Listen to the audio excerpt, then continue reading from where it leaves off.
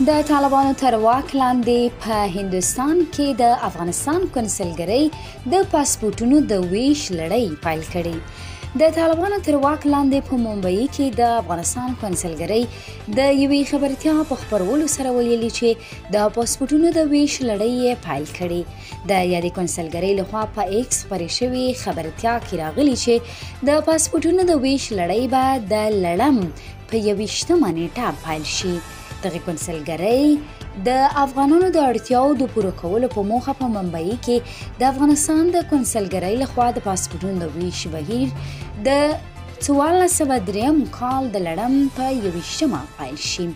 د خبرتیا په داس حال کې خبره شوې چې هندي ورځپاڼې سندي ګارډین راپور ورکړی چې هند په پام کې لري د اکرام الدین کمین په نوم یو کس د طالبانو په استازیتوب د طالبانو تر واک لاندې په ممبئی کې د افغانستان کنسلګرۍ د دویم جنرال کنسل په توګه ومني.